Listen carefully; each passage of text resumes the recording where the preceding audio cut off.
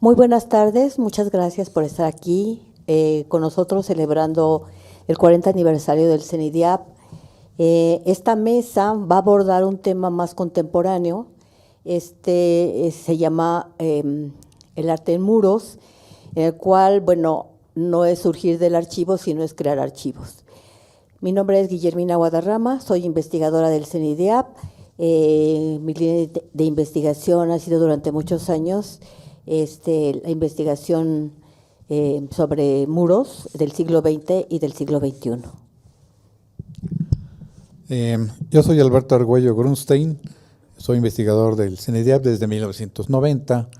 Las áreas de interés en mi caso son el arte regional, arte del siglo XX, también algo más contemporáneo.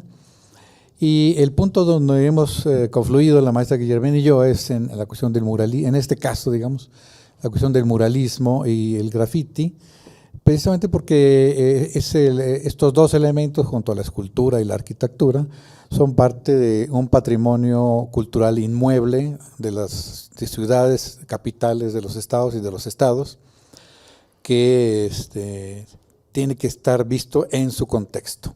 Por eso estamos aquí en este momento unidos. ¿Empezamos, Patricia? Buenas tardes, yo soy la muralista Patricia Quijano Ferrer. Mi formación ha sido como psicóloga educativa y como artista visual, egresada de la Esmeralda, y durante 17 años fui profesora de pintura mural en la Escuela Nacional de Artes Plásticas, y pues me ha interesado mucho el fenómeno del arte público con una visión modernizada, y pues sigo creyendo que es importante la militancia en el muralismo en los tiempos actuales.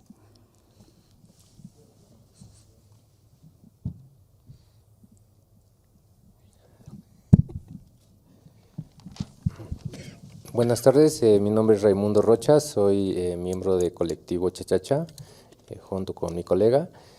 Pues yo soy artista plástico y visual, también egresado de la Esmeralda, y desde pues ya hace unos años hemos estado trabajando con temas a partir de graffiti, después se fueron derivando como a muralismo urbano, que es lo que nosotros denominamos, y pues somos del norte de la ciudad, de Azcapotzalco, y hemos estado como trabajando pues mucho en varias partes de la República, pero muy concentrados en la zona del norte de la ciudad.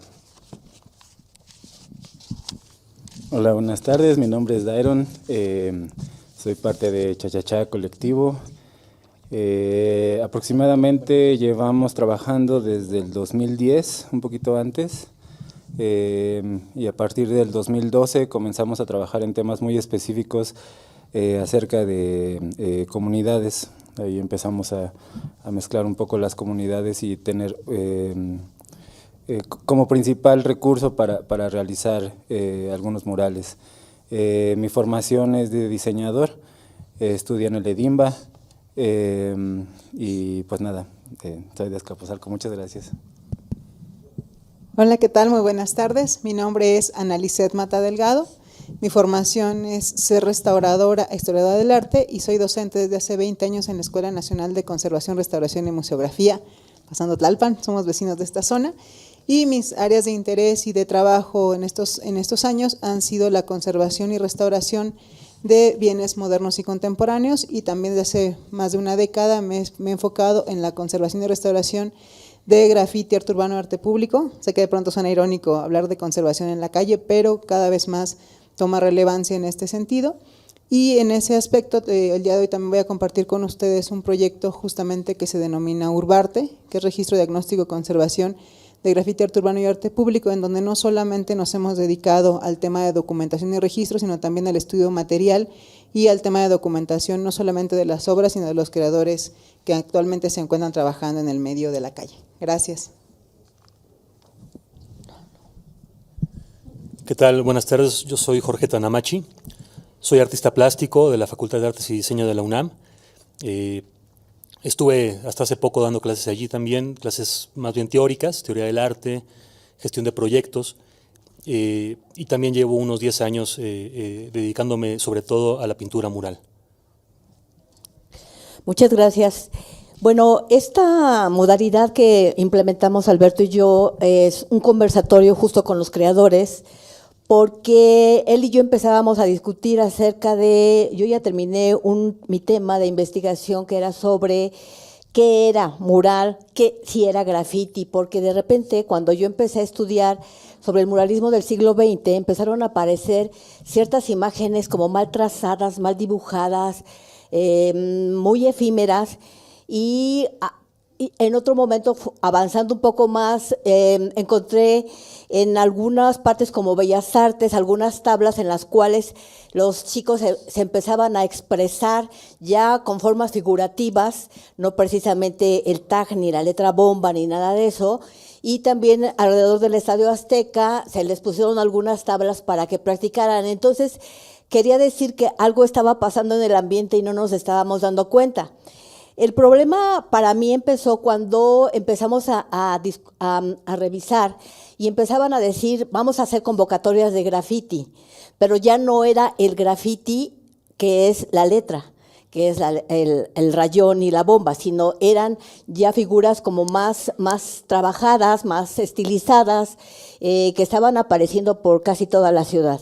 Esto estoy hablando ya de entrado del siglo XXI, como más o menos por el 2012, cuando empezó a haber esta efervescencia de imágenes que no procedían de los chavos barriales que venían de estar pintando como podían, que no eran autodidactas, sino que ya eran de otra formación profesional, y entonces me empecé a encontrar, porque los empecé a entrevistar, y entonces empecé a encontrar que eran arquitectos, la mayoría diseñadores, pero todos se decían grafiteros. Incluso cuando yo conocí a Ray y a Dairon del grupo Cha Cha Cha, me decían, pues es que no hacemos graffiti, pero tampoco hacemos mural, pero nosotros hacemos cha cha cha, ¿no? Muy, muy simpático su estilo. Y en otros casos me decían, bueno, es que yo sí hago graffiti, pero de repente había en alguno de los foros que se hicieron aquí, el MIBE, el de Herman Crew, dijo, Crew, gringo, ¿no? Bueno, pues yo soy un muralista de origen grafitero. Entonces, todo mi mundo se empezó a hacer chispas porque yo decía, bueno, entonces, ¿qué están haciendo? ¿Están haciendo mural o están haciendo graffiti? Y también depende de lo que estaban realizando, ¿no? Unos que sí están como más definidos y otros que trabajan en ambos sentidos, pero el cuestionamiento fue ese. ¿Qué se está haciendo? ¿Es diseño en muro? Es más, de repente empezaron a aparecer nombres como street art, ya no eran grafiteros, sino eran del street art o eran del arte urbano, que el arte urbano implica más cosas que estar pintando en el muro. Empezaron a aparecer algunos que me decían, es que yo no soy muralista, yo soy estencilero. Y entonces el stencil pues es una herramienta solamente que también usan los diseñadores, ¿no?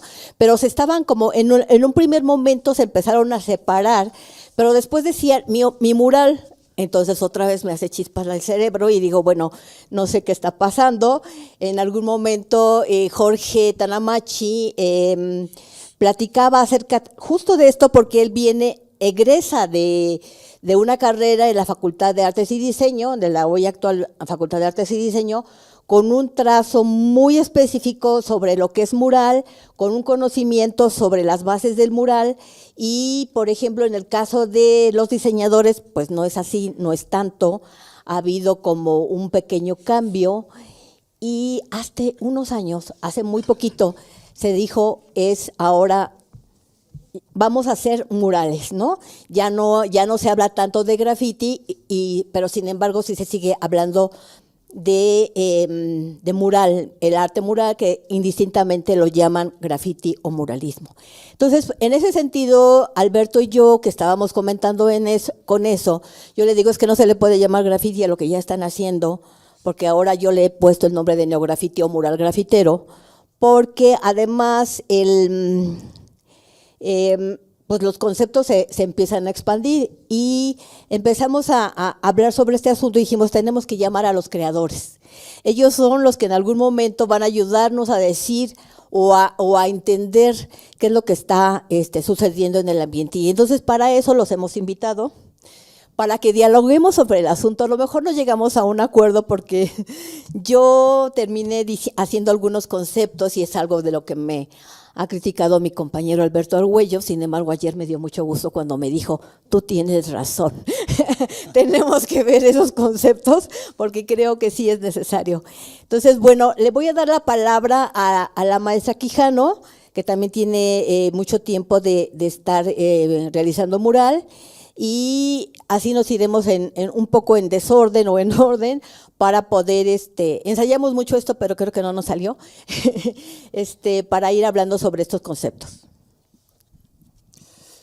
Bueno, me parece un atinado empezar conmigo, porque yo soy un ejemplo viviente de todas estas situaciones y formas de enfocar la pintura mural.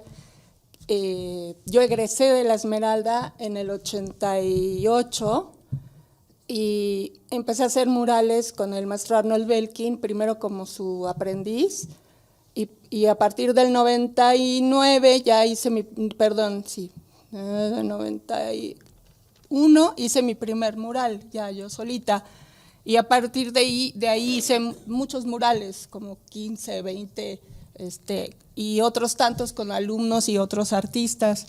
Pero yo lo que les quisiera compartir es que me tocó ser profesora de la Escuela de Artes Plásticas. En un momento, yo inicié en el 92, cuando el muralismo estaba completamente vilipendiado ya en el corazón de los jóvenes. La academia cometió el error, yo digo que es un error, de no modernizar los programas de estudio. Aquí traigo una copia de una propuesta que yo hice para cambiar el programa de estudio de la ENAP, y se lo voy a dejar a la maestra Guille para que vea que sí nos preocupamos algunos docentes por modernizar estos conceptos. Pero a lo que voy es a que los jóvenes decían, no, yo no quiero hacer muralismo, porque lo equiparaban al fresco. O sea, había, en la Escuela de Artes Plásticas había un espacio con fresco que lo llevaba a cabo un maestro que había sido alumno de Siqueiros y que realmente pues tenía su propio técnico con el cual los chavos hacían una práctica de 1 metro por 1 metro, pero eso era lo que pasaba a los 2 semestres. Entonces realmente pues, iban a chupar, iban a otras cosas menos a aprender muralismo, ¿no? Entonces, a mí lo que yo empezaba a ver con mis alumnos, a mí me tocaba el 7º y el 8º semestre, y aparte del desinterés por la materia, porque todos querían memorándum, o sea, la UNAM tiene un vicio tremendo de que tú das una materia, pero ellos pueden pedir un memorándum y te dicen, maestra, voy a otra materia, usted por favor fírmeme. Y entonces uno tenía como que integrarse ese tipo de prácticas, pues yo digo que bastante nocivas, en que los alumnos elegían a dónde se querían ir y se brincaban las materias que no querían, en fin. Pero yo empecé a ver, yo dejé de dar clases en el 2009, pero a partir del 2006, 2005, empecé a ver cada vez más interés de los alumnos por el graffiti y por lo que estaba sucediendo en la calle. Entonces, yo ya había visto, porque lo viví cuando era estudiante de la Esmeralda, cómo el interés de la gente joven empezaba a irse a la calle, particularmente después del temblor de 85, se trabajó mucho con comunidades de los afectados por los temblores. Felipe Ehrenberg hizo mucho trabajo en la calle con la gente. Y entonces esto empezó a ser como muy atractivo para los artistas visuales, ¿no? Estos fenómenos de la calle con la gente, también con denuncia política, pero a través ya de medios más contemporáneos del graffiti. O sea, yo les decía a mis alumnos, ¿cómo vas a ser grafitero si estás en la UNAM, si estás en la Academia de Arte? Eso pues, no se vale, porque los grafiteros son clandestinos y les gusta la adrenalina y están firmando un espacio, es un clan, es otra mentalidad diferente a la de un artista, ¿no? Y entonces ya de ahí también la problemática es, o sea, la pintura mural, ¿la hacen los artistas o no la hacen los artistas? ¿No? Y entonces en la actualidad pasa que la hacen todos, artistas y no artistas, y ahí ya entonces cabría cuestionarse que es un artista en la actualidad, ¿no? Que es un artista, y yo digo, para cederle la palabra a mis compañeros y no acaparar el micrófono, sí quisiera decir que sí existe un muralismo serio y profesional, pero que cuando alguien lo quiere ejercer, tiene que tener esa vocación y no importa de dónde, de qué ámbito venga, porque puede venir del ámbito del graffiti o del diseño o de la pintura, pero se necesita la vocación de arte público, de hablar en voz alta, de tener esa necesidad de decir algo a la gente, a la sociedad, ¿no? Y entonces ahí mucha gente también ha pintado murales, que son simplemente pinturotas y que no necesariamente tienen un contenido social, pero eso también ha pasado en la historia del muralismo porque también inició siendo decoración. Entonces, mi conclusión es que no hay una cosa que sea buena ni mala, pero sí el artista o el creador sí tiene que posicionarse desde qué lugar está ejerciendo esa libertad de expresión que todos pueden tener y que a mí me parece muy sano que cualquier persona que quiera agarre la lata o la pintura o lo que quiera y la ejerza. Pero aquí la cuestión yo sería, los grafiteros tienen muy claro, iniciaron con la claridad de que no querían el reconocimiento académico. ¿No? O sea, ¿por qué? Porque yo quiero rayar, quiero divertirme, quiero pasármela bien con mis cuates, pero ahora resulta de que entonces ya empieza a ver cómo no, yo quiero ser reconocido, ¿no? O los muralistas que también se han ido al otro extremo de decir yo soy el último muralista vivo que queda, ¿no? Y soy el único que hago arte porque yo defiendo el muralismo. Y ves las obras y dices, güey, pues tus monitos, vételos a hacer a otra parte, ¿no? Entonces yo creo que sí, me parece muy bien y muy sano que hagamos pláticas y que se compartan ideas. Nada de lo que yo diga va a ser personal, por favor, nadie se lo tome personal, pero pues hay que ser autocríticos.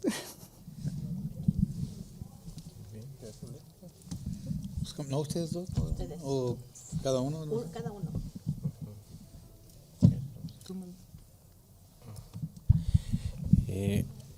Pues no sé qué decir. Está difícil. A ver, si me permite, para reubicar, digamos. Claro. Reubicar la plática, ¿no? Esta discusión, un poco, yo le decía un poco a la maestra Guille, que nos importa, estamos entre entre la taxonomía y la cartografía. Es decir, en el libro que hizo la maestra Guille, que nunca me pasaron, porque yo insistí en que quería conocerlo antes de esta mesa, que estoy hablando, inventando, porque más viendo lo que platicamos. Ella se enfrasca en una discusión de términos, si art street, si mural clásico. Ahorita la maestra dijo mural serio, entonces quiere decir que hay un mural en broma, mural en serio, mural en broma, cuadrotes, graffiti, neograffiti. Entonces un poco la cuestión es aquí, a partir de lo que ha dicho la maestra Patricia, que no es nada personal, bueno, pero sí hay diferencias. ¿Qué es el grafitero?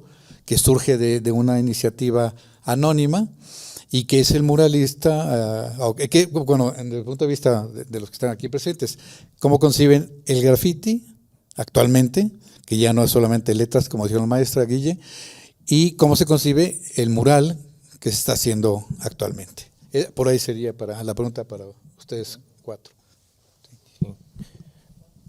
Bueno, pues un poquito como para entender es que nosotros, ahorita hablando un poquito por los dos, es que venimos de una formación, o digamos, no formación de graffiti, que nos metimos por ahí, digamos que nuestro vínculo con el arte fue el graffiti, fue algo que tuvimos ahí a la mano. Entonces creo que es como la diferencia que existe entre un pintor que viene de una academia, de alguna formación, a un grafitero que viene tal vez de la situación más callejera, ¿no? Donde se conoce como el arte por la calle. Creo que eso es lo que hace una gran diferencia entre las personas que se denominan grafiteros, muralistas, o que hoy mismo los grafiteros ahora se quieren denominar, o algunos tratamos de denominarnos muralistas, pero es por la situación que nos tocó vivir, cómo nos acercamos al arte. no todo el mundo hemos tenido la oportunidad, o bueno, muchos compañeros de estudiar una carrera en artes plásticas o visuales, ¿no? Y eso definió de alguna manera el camino que se seguía. Si bien los muralistas tal vez venían de una formación académica e incluso de alguna situación de clase, pues en algunos casos tal vez acomodada, eso les permitió tener esa formación y esa posibilidad de realmente concentrarse, enfocarse al trabajo que empezaron a hacer como pintores y después como muralistas aquí en México, ¿no? Y que más bien como grafiteros se ha tratado de hacer como, es otra entrada, es otro tipo de acercamiento, mucho más precario también para llamarlo así, ¿no? Y que eso define mucho cómo se van tomando las cosas. Algunos grafiteros, pues nos tocó así como entrarle al graffiti como estaba en los 90s, digamos, en los 2000s, y ahí fue donde tomó un gran boom, pero a raíz de eso ya para los 2010 más o menos empezaron a surgir algunos colectivos, ya se hablaba de otra cosa que no fuera, como decía la maestra, el crew, como esta influencia norteamericana, sino ya como colectivos más locales, otro tipo de ideas de trabajar en los barrios, con la comunidad, etcétera. Y eso creo que empezó a ser otra posibilidad de crecer tu trabajo, a llevarlo hacia otra línea, ¿no? Si bien con la formación de grafitero podías acceder a empezar a hablar de otras cosas, dar otros discursos, como, pues sí, digamos, como un miembro de la comunidad, podías como tú hablar de algunas cosas que sucedían ahí en los barrios.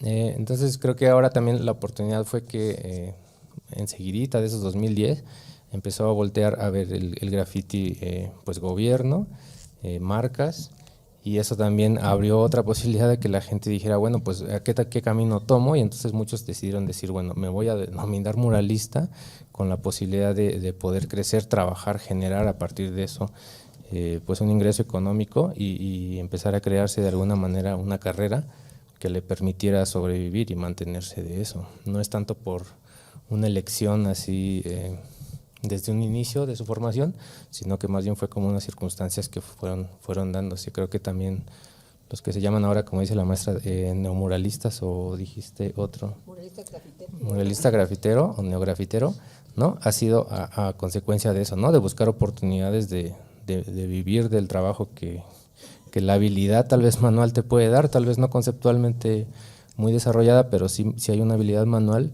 pues la situación de gobierno o de marcas la aprovecha para poder explotar un poco eso. Bueno, también una cuestión pues con los términos, más o menos en el 2004 creo, cuando vino Giuliani aquí a México, hizo en la Secretaría de Seguridad Pública un como departamento que se llamaba Antigraffiti. Y ellos acuñaron el término de graffiti legal y graffiti ilegal. La gente que hacía graffiti en ese tiempo no hacía una diferencia entre que si iba a hacerlo legal o ilegal, lo hacían y ya. Aquí los términos los pusieron pues para pues un poco legislar esta cuestión del castigo hacia quien lo estaba haciendo. Creo que también dentro de, pues por lo menos el círculo en los que yo me he movido, tanto banda que le da legal o ilegal, pues no hay realmente como una definición cerrada de lo que pueden ser.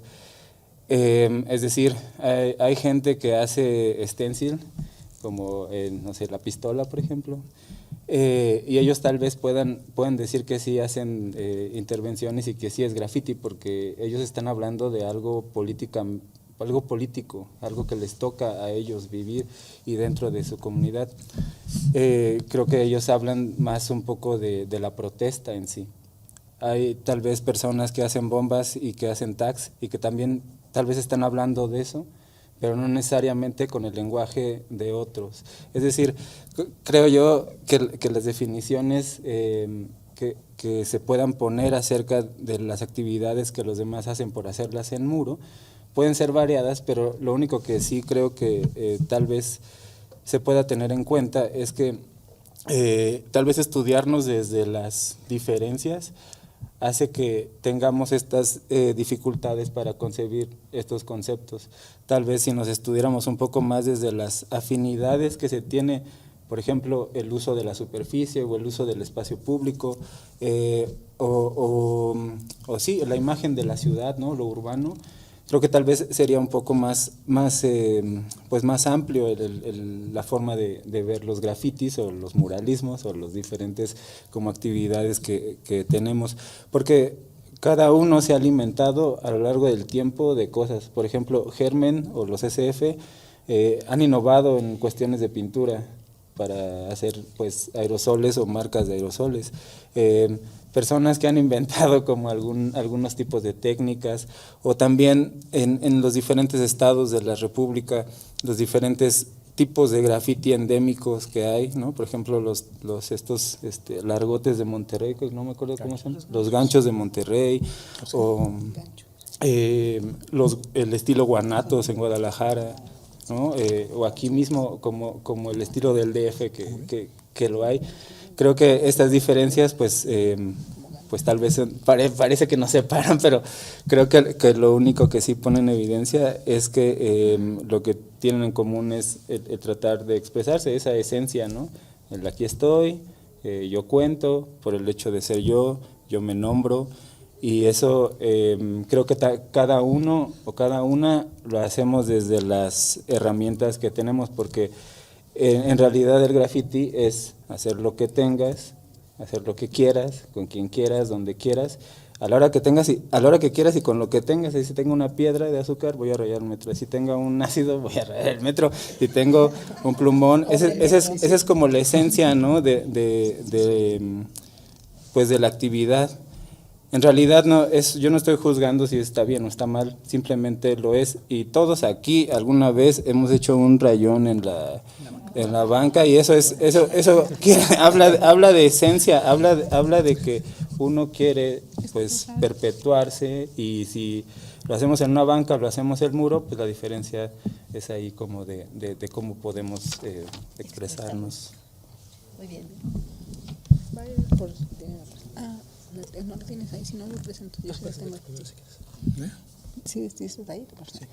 Bueno, pues gracias por lo que han estado platicando. Y de pronto dirán, ¿y qué hace un restaurador ahí en medio de que no hace creación en la calle? Y esa es una parte bien interesante, lo que están comentando los colegas, por varias cosas. Número uno, porque en nuestro caso, por ejemplo, los restauradores somos creativos para resolver un problema, ¿no? De las obras que están creadas. Quitémosle ahorita el título, o al menos en mi experiencia, más allá del debate de términos, que si es mural, no mural, graffiti, etcétera, etcétera, hay una parte en donde hay algo que está pasando en la calle y que de pronto es una parte muy importante.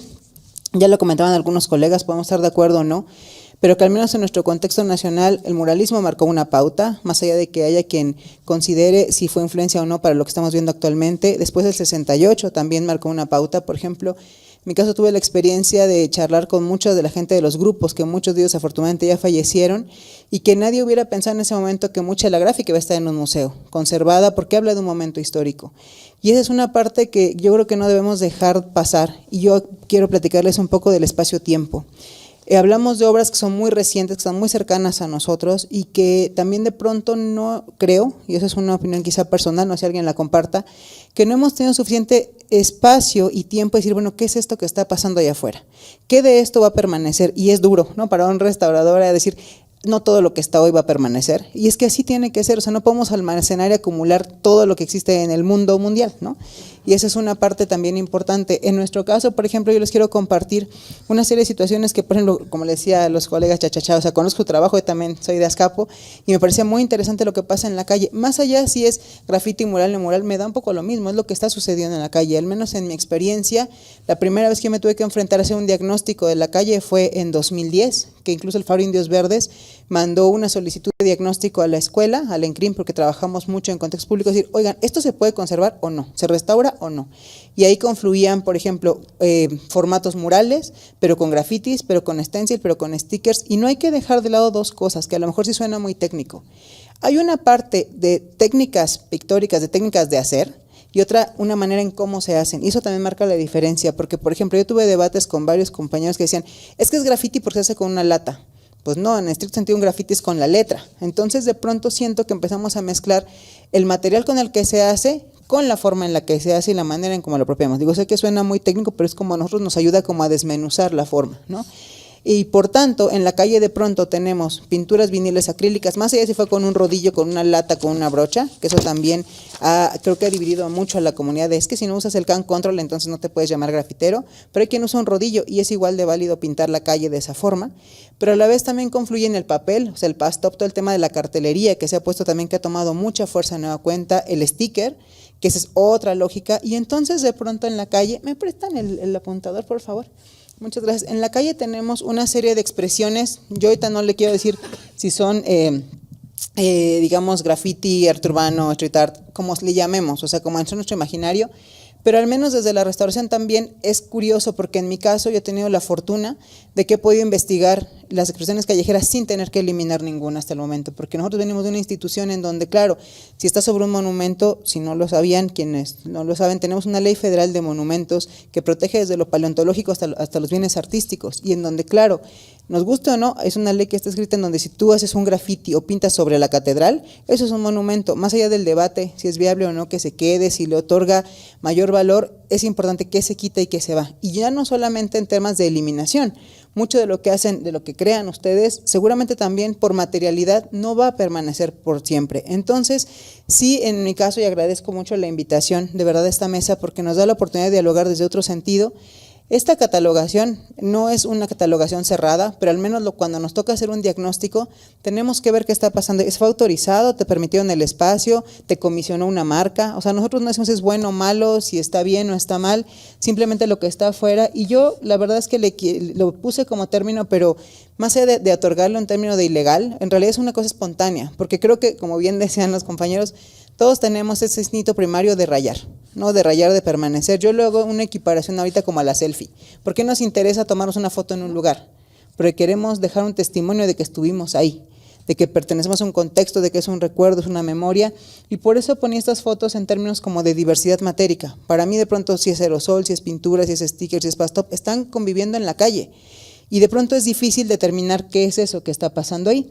Y en nuestro caso, por ejemplo, desde el ámbito de la restauración, cuando salió esto que les comento del Faro de Indios Verdes, de bueno, ¿y esto qué se hace? O sea, entregamos un diagnóstico, pero era un edificio pintado, en donde confluían muchísimas expresiones callejeras, artísticas, de mucha gente, y les interesa que se conserve. O sea, les puedo preguntar a ellos, ¿les interesa que se conserve lo que pintan? O igual no, dicen, pues la verdad me da igual. Hay quien me ha dicho, pues mientras me sobreviva, no hay problema. O hay quien asume que eso tiene una duración, digamos, efímera.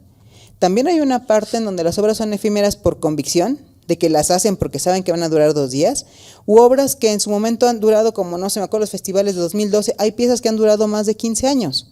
Entonces, en nuestro caso, por ejemplo, nos ha tocado restaurar murales de los años 30, que también esa es otra, incluso aquí la maestra Quijano no me dejará mentir, la técnica como se hacían los murales que hacía Rivera, Siqueiros, incluso, no sé, las artes muralistas de los años 30, de los años 20, era una manera muy diferente de construir el muro de cómo se construye ahora. A mí me preguntan cada vez más de, oye, ¿preparo el muro? Oye, si le pongo un sellador es suficiente. La realidad es que la manera en cómo se están construyendo las obras han cambiado tanto que eso también las hace efímeras ante el paso del tiempo, ante los materiales. Pensemos que también son materiales industriales, o sea que ya no están ahí en el gremio haciendo sus propios pigmentos, sus propias capas pictóricas. Eso también influye mucho. Y en nuestro caso, justamente a partir de eso, pues generé este proyecto que se llama Urbarte. En realidad se ha enfocado mucho en el tema de documentación desde un punto de vista de la restauración, porque a últimos años han salido muchísimos proyectos de colegas que ahora les interesa que el graffiti, que el archivo, pero los restauradores lo hacemos desde hace muchos años, porque nos toca casi que por parte de nuestro trabajo hacerlo, y aquí ponía algunas colaboraciones que hemos hecho. Empezó este proyecto sí haciendo una ficha de registro de qué es lo que está allá afuera, sí, desde la parte más aburrida y básica de medidas técnicas, pero a ver, toma una medida en un edificio como Tlatelolco. ¿Con qué haces? Nos sacas tu flexómetro, o sea, ¿cómo haces ese tipo de bienes? O obras tan pequeñas que estaban a ras de banqueta, y en donde también hemos colaborado con instituciones como la Coordinación Nacional de la Conservación del INAH, que le toca ver otra parte del graffiti, ¿no? Que le toca a lo mejor ver qué pasa en monumentos, en zonas arqueológicas, o a su vez también trabajar con los creadores actual que están haciendo, y en este sentido pues también hacer investigación material de los materiales que estamos trabajando. Y otra parte, además de las conferencias, y hemos hecho eventos como de conversatorios y diálogos, nos hemos enfocado también mucho en el tema de investigación, y cierro con dos aportes, hablando de que en su momento no se consideraba que duraran. Por ejemplo, en 2017 nos convocaron para diagnosticar algunos murales de Tepito Arteaca. Y Tepito Arteaca, si bien sabemos que la bibliografía nos habla de que pertenece a los grupos, pues sí tienen esta visión de ustedes allá y nosotros acá, ¿no? O sea, el barrio siempre ha tenido esa, digamos, segregación. Y en su momento a Daniel Manrique, junto con los otros miembros del colectivo, no les interesaba que esto se preservara.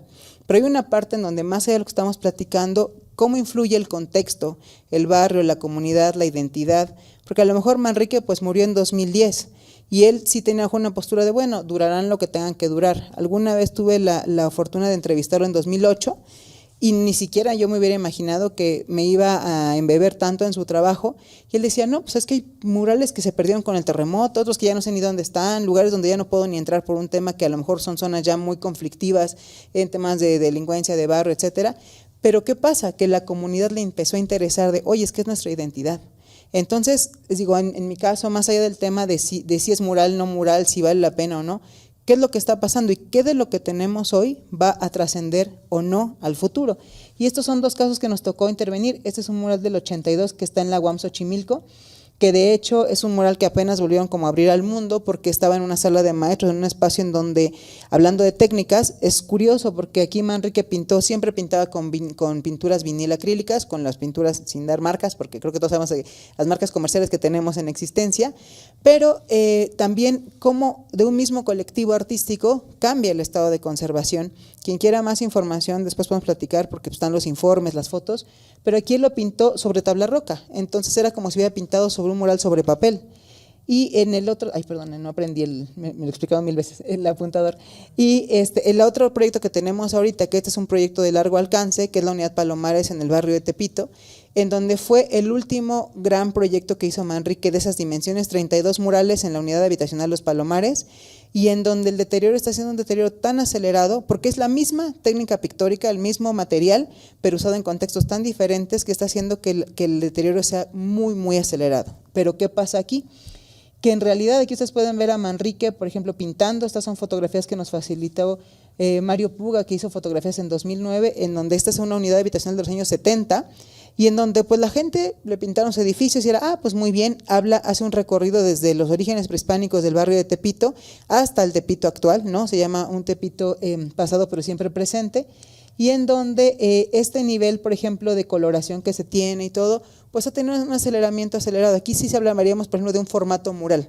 En realidad, a los restauradores no nos es tan relevante cómo se llama y cómo categorizamos lo que estamos trabajando, sino también qué tanta trascendencia va a tener para conservarlo, no porque hagamos una discriminación de esto sí y esto no, sino también qué a la comunidad le interesa que trascienda, que se conserve. Y entonces ahí somos creativos. Digo, nosotros no creamos, sí coincido, todos hemos rayado alguna vez, no vamos a decir dónde, porque hay que comprender cómo hacerlo. O sea, por ejemplo, a mí me ha tenido la experiencia de salir con amigos que hacen sticker, que hacen graffiti. La lógica es totalmente diferente, es una adrenalina muy distinta a, por ejemplo, la gente que hace más formato mural, que aquí Manrique incluso mucha parte de la comunidad colaboró con él, y hay trazos de mucha gente, ¿no? Y en donde pues era pedirle permiso a la gente de, oiga, ¿le puedo pintar en su ventana? Cuando estamos restaurando, literalmente, si nos asomamos, vemos la habitación o el comedor de las personas. Es también una dinámica muy diferente a lo que vemos en bajo puentes o a lo que vemos a lo mejor en calles que tienen cierto abandono. Entonces, para cerrar justamente mi aportación, a mí lo que me parece interesante de lo que está pasando hoy en la calle es, más allá del título nobiliario o categoría que tenga, es qué de lo que está allá afuera va a trascender. O sea, y lo digo desde, pues suena irónico que una restauradora diga eso, pero no todo va a permanecer. Uno, porque ojalá a la gente no le gusta. Dos, porque mañana hay una acción rotativa de que cada año se cambia, también se vale. O tres, los materiales no están siendo lo suficientemente permanentes. O sea, Siqueiros tuvo una idea de voy a usar piroxilinas y lacas automotivas, porque claro, si en los coches duran, en la calle duran. Digo, hasta que el maestro Belkin también usaba el acrílico, pero claro, el contexto en el que vivimos, los contaminantes, la lluvia y todo, también tienen un papel muy importante. Entonces yo lo que creo que es sí cuestionarnos cómo se llama lo que está allá afuera, pero es cómo vamos nosotros de alguna manera a trascender desde nuestros ámbitos de trabajo y como ciudadanía en lo que está pasando allá afuera. Lo que decían en el 2000 a 25 años es otra ciudad y en 30 años seguramente habrá otra lógica. Entonces, bueno, eran unas fotografías. Si alguien quiere más información o gusta, con todo gusto pueden escribir y les agradezco de verdad la invitación, porque aunque yo no pinto propiamente o formalmente, sí me parece muy importante compartir y comprender los procesos creativos que están pasando en la calle y las investigaciones. Gracias. Gracias.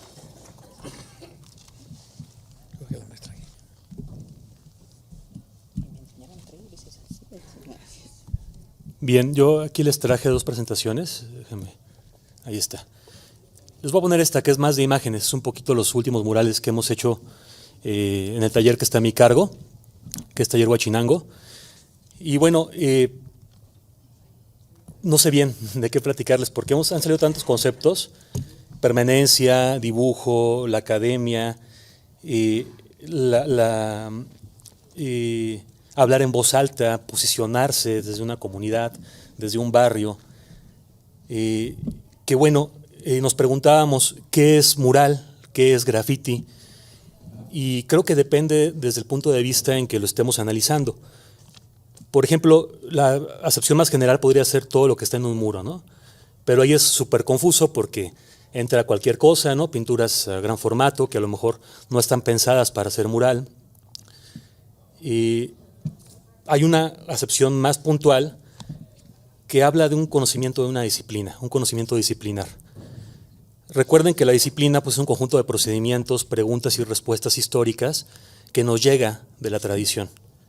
Y de pronto podemos innovar, podemos actualizarlos, podemos abrevar de ellos, pero ahí ya hay mucha información, ¿no? Ya hay una dirección que han seguido nuestros ancestros, ¿no? Y el tercer punto, donde lo podemos ver, es la cuestión de capital simbólico. Como lo decía Bourdieu, estamos peleando por un capital simbólico y de pronto nos queremos llamar todos muralistas porque allí está el dinero, los permisos, la legitimación. Entonces, decía Bourdieu, en este campo social, en este campo del arte, pues siempre hay agentes hegemónicos y subversivos. Y lo que buscamos todos es la legitimación para poder acceder a los recursos, para poder decir que sí es arte o que sí es mural y poder acceder a las galerías, ¿no? Entonces, bueno, como yo lo entiendo, tiene más sentido clasificarlo desde el conocimiento disciplinar. ¿Qué es lo que hace que un mural sea un mural clásico, aprovechando la definición de la maestra Guillermina? Pues yo creo que tiene que ver con que tiene un chorro de preocupaciones de ese cajón histórico de la disciplina del mural. Por ejemplo, la arquitectura. Yo no pinto igual si voy a pintar en un edificio que en otro, si es en interior o en exterior, si es habitacional o es una oficina. Todo eso lo voy considerando, los materiales de la arquitectura, como ya lo mencionaban, la durabilidad, el presupuesto. Entonces de ahí, y ya decía Siqueiros, la arquitectura es la que manda al muralista. También el tema que vamos a narrar, si es decorativo o si es un mural más bien provocativo. Se pueden hacer ambas, yo creo que se pueden hacer ambas, pero sí que tiene que ser principalmente decorativo el mural, porque tiene que haber una institución que lo cobije. Si eres demasiado provocativo en principio, desde el boceto, pues te lo van a rechazar, ¿verdad? No te dan el presupuesto, no te dan el proyecto. También nos preocupan mucho las técnicas. Es cierto que muchas veces agarramos las pinturas ya listas, ¿no? de las acrílicas, pero por ejemplo, el primer mural que veían, pues sí que fuimos por los pigmentos, ¿no? Los pigmentos Kramer, que son alemanes, y los mezclamos con la resina acrílica, porque queremos garantizar su durabilidad entre los rayos UV. ¿Verdad? Entonces vamos haciendo las pruebas, vamos documentando todas las pruebas. Entonces tenemos ahí también una tarea. Al aceptarnos herederos de una disciplina, de una tradición, tenemos la tarea de seguirla renovando y seguirla nutriendo. Otro tipo de procesos son la geometría, por ejemplo, que pueden ver en algunos de estos murales. Por ejemplo, en el boceto de abajo se ve un poquito las líneas de geometría, de composición, que me ayudan a a proyectar el dibujo en el muro, ¿no? A entender cómo es el muro, para entender cómo puede convivir, en este caso es un vitral, por ejemplo, cómo puede convivir esta imagen en el espacio, ¿no? Y luego todos los procesos, depende del material, pues tengo que hacer mi proyecto, saber dibujar, hacer la geometría, pintar o soldar, ¿no? Lo que sea necesario, toda la logística del trabajo en equipo, la logística de montaje. Por ejemplo, era una intervención urbana que nos invitaron a los 50 años de México 68. Y dibujamos dibujos de gran formato y los pusimos en el Bajo Puente, ¿no? Donde pasa la marcha que va a Tlatelolco. Ahí, por ejemplo, trabajamos con mucha gente, yo todavía traía un par de bastones, no me podía subir al andamio, pero ahí dirigía un poquito desde abajo, ¿no? El dibujo. Y además de eso, al ser egresados de la Facultad de Artes y tratar de posicionarnos como artistas, pues tenemos que hacer toda la artisteada, ¿verdad?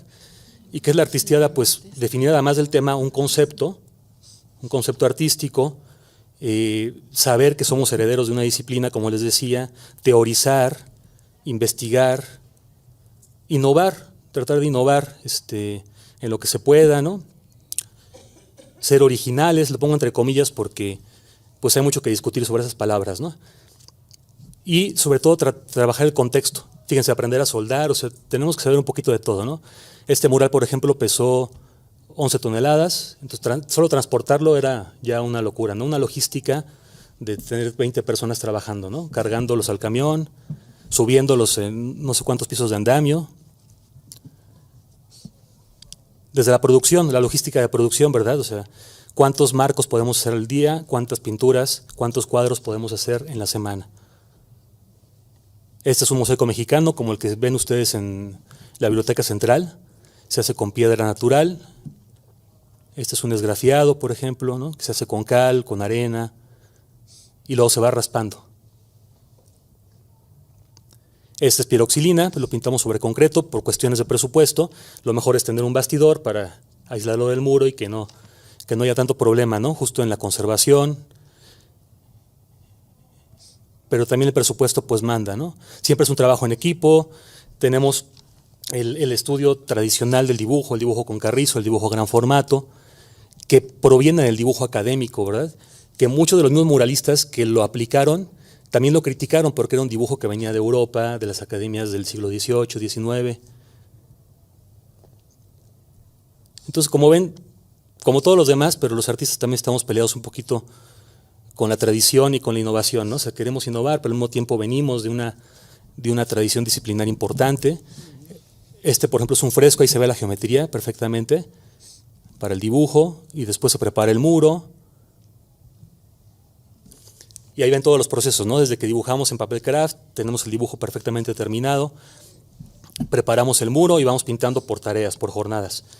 Entonces, a mi entender, si me entiendo como heredero del muralismo clásico, el muralismo histórico, pues es todo un cuidado de los procesos y un cuidado de documentar lo que estoy haciendo para poderlo comunicar a quien siga, ¿no? A quien le interese después de mí. Entonces, ¿tiene sentido clasificar? Pues a veces sí, a veces no. Depende para qué lo hagamos, ¿no? Si es para acrecentar el conocimiento disciplinar, pues sí sirve, ¿no? Los procedimientos. Si es para explicarle a un cliente por qué cierta técnica cuesta mucho más que otra técnica, ¿por qué no puedo hacer este fresco? Y me lo decía el alcalde en ese momento. Oye, si te doy las pinturas de Comex y te doy 10,000 pesos, ¿lo puedes hacer? Pues podría ser otra cosa, ¿saben? No sé, pero no podría ser un fresco, ¿verdad? Pero si te pinto con pinturas de Comex, pues aparte de que se van con el sol después de 3, 4, 5 años, pues te lo van a pintar encima después cuando llegue el siguiente alcalde. En cambio, si te hago un fresco, con la misma, por la misma idea que ya tenemos, ¿no? De cómo se ve el material, nos damos cuenta que es otra cosa. Y así lo decía la gente que pasaba, ¿no? Que no eran expertos, eran trabajadores de la alcaldía, y decían, pero es que esto es otra cosa diferente a la que vemos allá afuera en la calle, ¿no? Y claro, tiene que ver con los procedimientos, con las técnicas, con el cuidado que tenemos, por ejemplo, que lo hacemos en Taller Huachinango, aquí están mis compañeras, pues de dibujar 2, 3 veces a la semana, ¿verdad? De estar mejorando el dibujo. Y yo les insisto, vénganse a dibujar, porque entonces cuando salga un proyecto grande yo ya tengo 10, 15 personas que pueden dibujar bien. Si no es una locura hacer algo grande, ¿no? Sobre todo muchos rostros. Entonces, pero si vamos a clasificar, porque estamos en una lucha por el capital simbólico, pues entonces ahí es cuando nos agarramos, ¿no? Y nos enojamos, porque estamos peleando por la atención del público, estamos peleando por la atención de las instituciones. Entonces, no clasifiquemos para pelear, ¿no? Clasifiquemos para entender las tradiciones, saber de dónde venimos. Incluso quien quiere innovar, incluso quien viene del graffiti, por ejemplo, lo que platicábamos, tienen tradiciones, ¿no? Tradiciones de decir estoy aquí, de hacerse presentes. Ya nos decía Gadamer, ¿no? En la hermenéutica, siempre venimos de tradiciones, no podemos salirnos de ellas. Entonces, más que pelearnos con ellas, hay que tratar de entender de dónde venimos. Y claro, si algo no nos gusta, pues lo podemos ir cambiando. Por ejemplo, eran 3 toneladas de piedra, pero fue en Holanda. Entonces también ahí lo más difícil fue trabajar en el suelo, ¿no? 12 horas al día. La mejor compra que hicimos fueron las rodilleras, que por ahí pueden ver.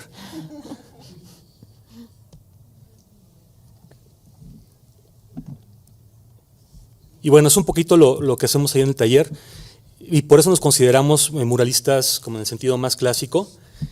Les dejo nada más con esto, tengo más información si quieren, y depende de dónde vaya la mesa.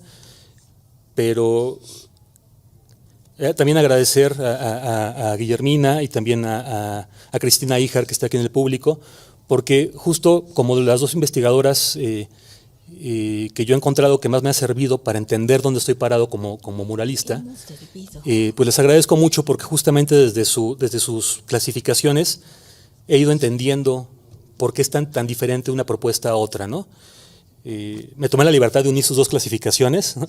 Y entonces podríamos decir que hoy en día tenemos el muralismo clásico, que habemos muchos, ¿verdad? Se sigue enseñando en la Facultad de Artes, ahí está el maestro Nieto, que nos enseña fresco, nos enseña encausto. También hablamos de un muralismo comunitario coyuntural y un muralismo comunitario orgánico. Depende si el artista viene de afuera de la comunidad o nace y crece y está dentro de la comunidad.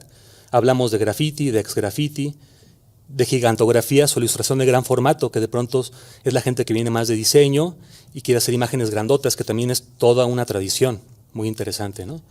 Y finalmente el muralismo de tecnologías computacionales. Entonces se me hace una clasificación interesante, que no es exhaustiva, no sirve para todo, pero nos da una pista de por qué hay tantas diferencias y también al mismo tiempo tantas similitudes. Gracias.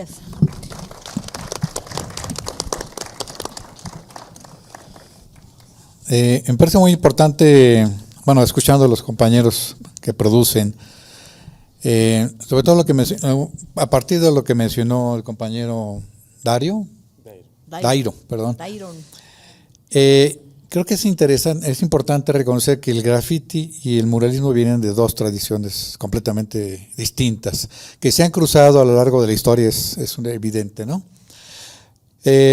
Hablando de lo que decía del rayoneo en las mesas, de los pupitres, hay una investigación de un investigador francés donde tomó fotos de muchos pupitres y empezó a hacer precisamente una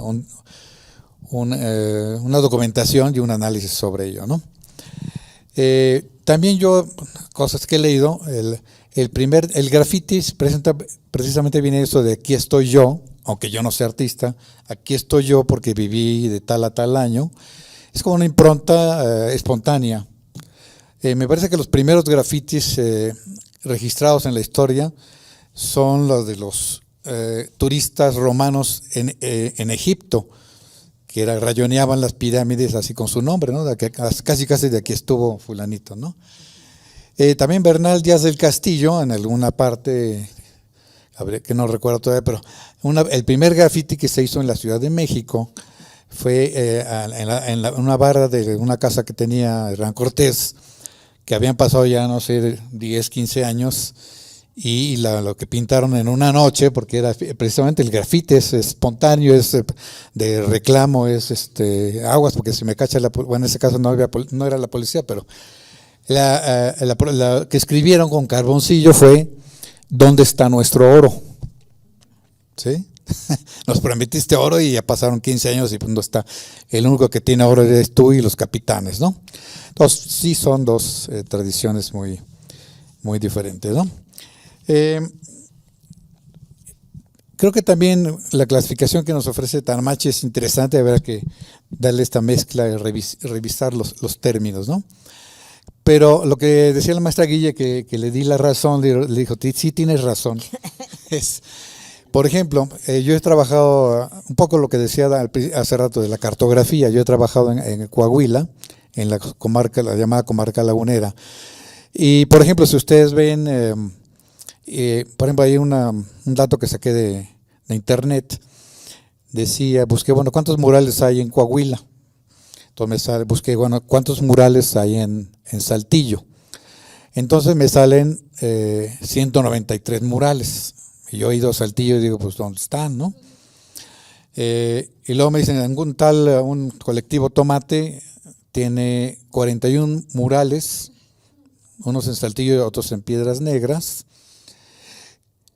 Y también en otra fuente que leí decía, bueno, solamente, ahora sí que en serio, murales podemos considerar 6, ¿no? Entonces, el llamar a todo mural, creo que se infla la nómina o la nominación de lo que es el mural, ¿no? Pero bueno, creo que sí, por ahí va. Y bueno, justamente lo que mencionaba Tanamachi, la lucha por el capital simbólico, el reconocimiento, etcétera. A raíz de, un poco para no perderme yo, quiero reorientar ahora, orientar las preguntas, a ver quién las cacha, qué respuesta nos dan. Bueno, entre paréntesis, esta imagen que tenemos ahí es el mural en Ocosingo, en Taniperla. Justamente este mural, como cuando hablamos de esto de la permanencia o lo efímero, pues esto duró creo que 2 días y fue destruido por el ejército.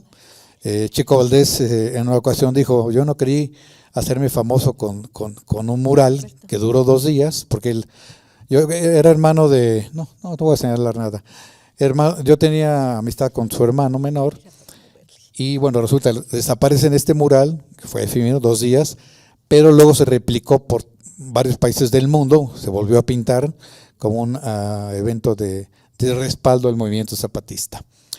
Bueno, punto de parte. Entonces yo quisiera hacer 2 preguntas que tenía preparadas aquí para no perdernos, a ver quién las cacha o qué respuesta me dan. La redacté para no errar. En sus inicios, el muralismo, auspiciado por la Federación, tenía una mística política, prosocial, educativa y constructora del nacionalismo. Incluso aquel muralismo que se realizaba en las misiones culturales, que muchas veces era efímero, dicho sea de paso, penetraron en muchas comunidades urbanas y rurales de diversos estados del país. En este caso, la mística era guiada por 3 principios: alfabeto, pan y jabón, porque eran campañas ligadas con la preocupación de la Secretaría de Educación Pública. Entonces, una de las preguntas es: ¿qué queda hoy en día de esa mística? Otra pregunta sería: ¿quiénes y cómo la han retomado, esa mística? ¿Los muralistas o los grafiteros?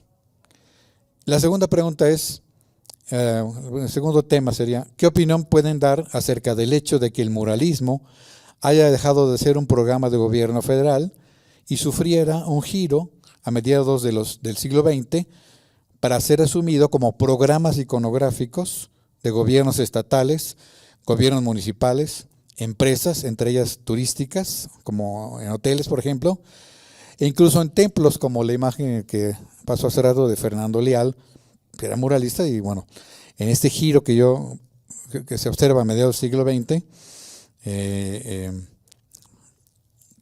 esta cartografía que decía yo, ¿no? Mucho del muralismo que ya se llama clásico, los 3 grandes y otros de la segunda generación, se aparecen en el centro del país: Michoacán, Guadalajara, Ciudad de México. El norte y el sur, bueno, digamos, en el norte ha podido vivir más de un siglo sin Siqueiros, Orozcos y Rivera, ¿no? Hay otros artistas que podrían llamar los tres grandes del norte, los tres grandes del sur, los tres grandes del noroeste, etcétera, ¿no? Bueno, a raíz de la segunda pregunta, esta del giro que se ve, que ya incluso los muralistas te empiezan a hacer murales como iconografía, digamos, programas iconográficos en palacios municipales, palacios de gobierno, hoteles y templos. La pregunta sería para todos, ¿qué se perdió y qué se ganó en esta transición?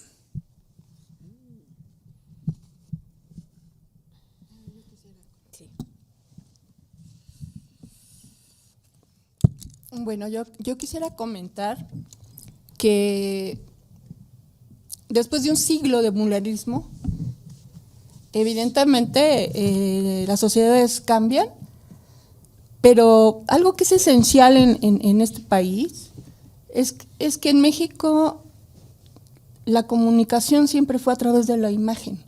Lo vemos desde los Amochtlis, se comunicaba la gente con imagen. Entonces, si bien es cierto, llegaron, nos colonizaron y destruyeron, pero eso está en el inconsciente colectivo. Lo vemos en los grandes pues vestigios arqueológicos que perseveran y tenemos como país un entendimiento de la plástica, de la monumentalidad en nuestra genética. O sea, realmente la tenemos. Entonces, el hecho de que a lo largo de todo este tiempo se ha desarrollado los medios masivos de comunicación, pues eso ha provocado que haya más contaminación, si así lo queremos ver, de todos los procesos que se dan a nivel mundial. Por ejemplo, en el graffiti fue muy curioso porque sí empezó siendo un fenómeno de los países anglosajones, pero cuando llegó al sur de Estados Unidos con los movimientos chicanos sí se mexicanizó y luego regresó a la ciudad y luego volvió a regresar y luego se fue a provincia. Entonces, eso lo ha permitido que haya medios masivos de comunicación. Entonces, ahora yo digo que para entender el fenómeno actual del arte público hay que pensar como en una revista. Y entonces en una revista vas a encontrar un artículo de un muralista, que por ejemplo el compañero que claramente tiene toda la postura de muralismo, igual vas a encontrar un artículo sobre un mural que se hizo con fines de diseño en un espacio, igual vas a encontrar a lo mejor un graffiti que estaba en Iztapalapa, y entonces ya se encuentra el mundo unido a través de la imagen. Yo eso lo vi en la Escuela de Artes Plásticas, porque cuando se construyó la Escuela de Artes Plásticas se hizo un muro curvo especial para la materia de pintura mural. Ese muro nunca se pudo tocar porque fue intervenido por el maestro Carmona, alumno de Siqueiros.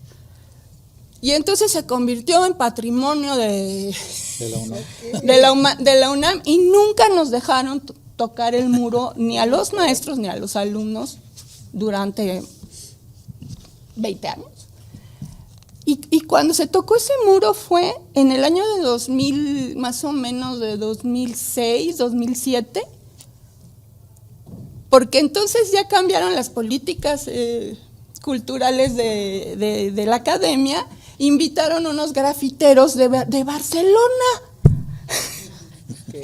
Y entonces llegaron los grafiteros de Barcelona y hicieron unos grafitis espantosos. Realmente, pues es con este gusto feón, que si quisieran, al siguiente año hicieron otro encuentro de grafiteros y entonces ya llegaron los de Iztapalapa a pintar grafitis chingones, ¿no? Pero a lo que voy es a eso, cómo se fue, la misma academia tuvo que abrirse a la fuerza a un fenómeno que ya era inminente. Y entonces yo quisiera plantear que se vale todo. En la actualidad realmente no puedo yo decir que sea mejor arte un mural serio. Y dije serio desde el punto de vista de llevar lo que es técnica, lo que es diseño, lo que es, digamos, trabajar con un proyecto, porque ya simplemente hay una diferencia entre trabajar con un proyecto y llegar a improvisar en el muro, ¿no? Y entonces a eso voy, de que sí hay una diferencia entre el muralismo, que está pensado para durar, que está pensado para educar. Yo creo que el afán educativo sí queda. A lo mejor no con las mismas maneras, no con los mismos lenguajes, pero al menos yo, todo el muralismo que he ejercido en mi vida ha sido con el afán de educar. Yo me considero una educadora. Y en la parte estética, digo, no me dijo la maestra Guille que trajera imágenes, pero pues ahí me defiendo, ¿no? Pero a eso voy, ¿no? Entonces, sí queda, yo digo que sí queda la intención educativa en el muralismo, sí queda, sí es un elemento importante para usarse en las comunidades. Y ahora, los niveles pues también dependen de cada espacio, quien lo tome, ¿no? Porque hay dos formas de tomar los espacios, y bien lo comentaste, que vayan personas con cierta formación o de formación a un espacio y hagan sus piezas, o que la misma comunidad se organice y tome sus espacios. Entonces, a veces se hace de manera más profesional y a veces no. Pero de todas maneras sigue siendo válido, porque se está ejerciendo el derecho humano a la expresión. Y desde ese lugar yo digo que qué bueno que hay tantas maneras en la actualidad, ¿no? Ahora, van a seguir siendo validadas y duraderas pues las que estén mejor hechas, cuidando la técnica, cuidando pues el diseño y también cómo te comunicas con la comunidad, porque va a ser la comunidad la que va a cuidar esas obras. Por ejemplo, el maestro de Michoacán, el maestro José Luis Soto, él inoculó a la comunidad, la enseñó y ha participado con la comunidad, y entonces las obras son de la comunidad, no son algo que creo que es bien importante. El muralista de corazón no le importa ser la estrellita marinera del trabajo, pero y los grafiteros, es curioso porque pudiéramos pensar que los grafiteros son más abiertos y son más populares. No es cierto, ellos van a su spot y quieren hacer su participación, su intervención y firmarla, y ya después me vale madres, ¿no? Pero no hay en el grafitero no hay esa necesidad o necesariamente de hacer. Una cosa es que trabajan en crew, en grupo, pero otra que hacen arte colectivo, arte comunitario. Son dos cosas diferentes. Entonces, bueno, yo creo que qué bueno que hay tantas diferencias de posibilidades y que se haga de todo. Bueno, nosotros habíamos pensado que era mucho tiempo, pero creo que el tiempo nos come. Vamos a abreviar un poco. Yo nada, en las participaciones, en las respuestas, yo nada más quería comentar que el graffiti lo enseñó Ricardo Rocha en el taller de pintura mural en los años 70. Y al grupo Suma, en una bienal, pintaron un graffiti contra el INBA cuando habían sacado el primer premio. Y se lo dijeron, INBA corrupto, vendido, y se sacaron el primer premio. O sea, no vino tan bien, tiene varios caminos. En esta investigación que realicé, vi el camino barrial, digamos, el del TAG, el de la letra bomba, y el otro, el más académico, que se terminó con el grupo Suma, ya no se hizo más. Tenemos, por ejemplo, otros casos como el grupo Cha-Cha-Cha, que ellos vienen de la academia, pero no vienen de una formación mural. Pero yo creo que han ido cambiando tanto su forma de trabajo, que a veces, aunque ellos decían que hacían graffiti, yo veía y decía, ese es un mural, ese no es un graffiti. Pero después también estaban haciendo graffiti. Y ahora, después dijeron, vamos a hacer más geométricos, y ahora hacen unas cosas cada vez más maravillosas. Bueno, cada vez estoy más encantada con la producción que hacen.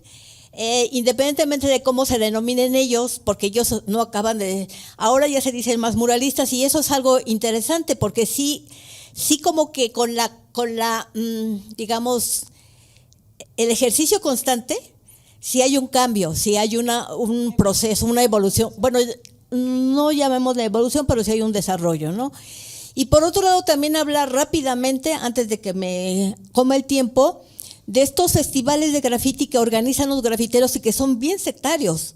O sea, dicen festival de graffiti es graffiti, pero mientras los muralistas cuando hacen encuentros internacionales invitan tanto a los que quieran asistir, y entonces van desde los llamados grafiteros, que para mí no son ya grafiteros, pero no voy a discutir eso hoy, como los muralistas, y allí están, o sea, están en un encuentro internacional de muralismo en las escuelas normales rurales, donde van a defender a la escuela con sus imágenes, ¿no? Entonces yo quisiera que nos hablaran un poco de este desarrollo que han tenido el Grupo Cha-Cha-Cha y cómo se ubican ellos en esta formación. Gracias, maestra. Quisiera. Pues. Relax. Como dice la maestra, pues hemos venido hemos estado como estudiando alguna cosa con arte y diseño, que es lo que nos complementa un poco, o que siento yo que es el complemento que tenemos para trabajar juntos. Pero previamente sí estuvimos como muy involucrados en el movimiento graffiti, hasta la fecha de cierta manera seguimos vinculados a ese movimiento. Pero si bien, como lo dice, también empezamos como a explorar un poco, evolucionar la idea de poder trabajar de una manera más como más atrevida, como que decidimos un poco tomar lo que sabíamos, las herramientas que teníamos en ese momento, que era sobre todo la técnica graffiti, ¿no? Para empezar a trabajar, pero siempre tratamos como de tocar pues no sé si partes sensibles del graffiti, y como provocar un poquito el mismo movimiento, de no dejarnos llevar exactamente por la ola de lo que estaba sucediendo, sino de tratar de cuestionar un poquito ese mismo movimiento que nosotros sentíamos que estábamos metidos.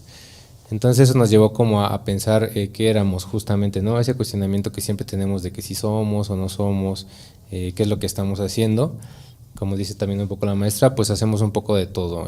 Nos interesaban ciertos movimientos. El maestro Manríquez también fue una gran influencia para nosotros, cómo empezó a trabajar, digamos, directamente en los barrios, con la gente, digamos, como ahí a pie de calle, ¿no? Y eso nos motivó mucho para poder crear lo que llamamos ahora nosotros Cha-Cha-Cha, ¿no? Como una cosa que es pues diversa, que no nos interesa tampoco que nos pongan como muralistas o como grafiteros, sino como una producción artística, que nosotros la utilizamos el muro, pero también pues tratamos de hacer pintura, tratamos de hacer proyectos con tatuaje, con comunidad.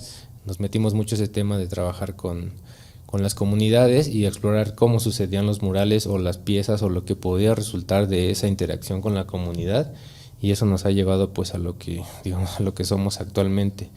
En el término, digamos, de mural, pues sí lo hemos repensado un poquito, y nosotros creemos que hacemos algo que llamamos mural urbano, que realmente ni es un muralismo propiamente con las técnicas formales, pero que también se nutre de otras técnicas como el rótulo, ¿no? Como el mismo graffiti, como estas pintas que se hacen en la calle, que utilizan el muro de todas las maneras posibles. Entonces, para nosotros mural urbano es algo que hacemos pues con las posibilidades que tenemos, ¿no? Con lo que tenemos a la mano, ¿no? Y que el discurso, pues digamos, va más encaminado a hablar de los temas de identidad en los barrios, que es a lo que a nosotros nos interesa mucho más tocar, ¿no? Desde ahí nos ponemos a trabajar en eso, y siempre tratando de buscar un vínculo con las comunidades para nosotros no dar como el último, digamos, la última línea, la última palabra, sino que también en las comunidades ahora es una base para nuestro trabajo.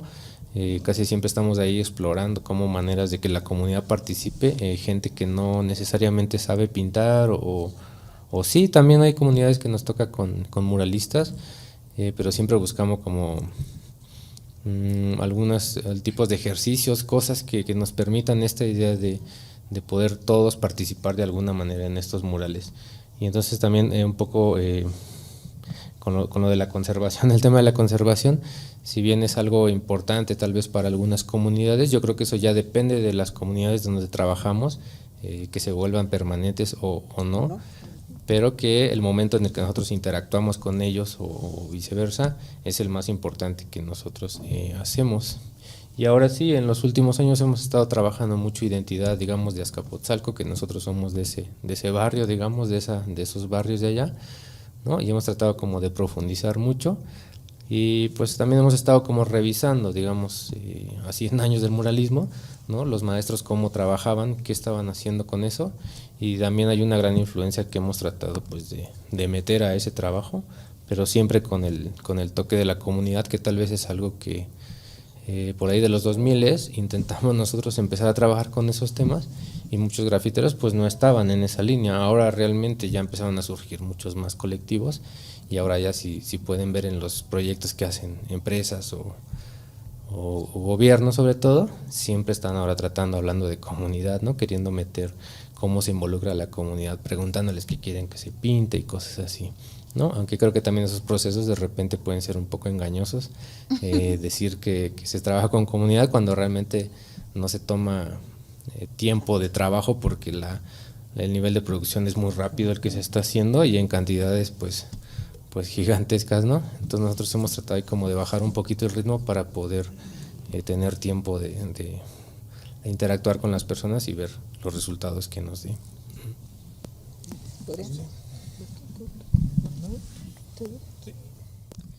Bueno, yo quiero recapitular brevemente justamente lo que comentaba, las preguntas que nos hicieron hace un ratito y lo que comentaban los colegas. En este tema de qué se perdió y qué se ganó, a mí me parece, haciendo una revisión, que también lo que decía la maestra Quijano, o sea, México tiene una tradición muralística desde uno de los murales más, la tradición teotihuacana es brutal, o sea, ya desde ese momento, el momento prehispánico, sin hacer una comparativa, porque sería a lo mejor complicado comparar momentos distintos, pero ya efectivamente las imágenes, el aspecto monumental, la trascendencia matérica, eso ha existido desde siempre. O sea, digo, ¿por qué uno se imagina la pintura mural teotihuacana es de las más importantes, y así como el término, las pinturas murales mayas, y por qué han trascendido al tiempo? Porque hay una parte relevante. Trayéndolo al siglo XX, me parece interesante este paralelismo como de políticas públicas que ya hablábamos a 100 años efectivamente del muralismo, que efectivamente en esta lógica de, claro, arte para el pueblo, quizá no todo el mundo puede entrar a Bellas Artes, pero sí pueden ir al mercado de Abelardo Rodríguez, por ejemplo. Entonces,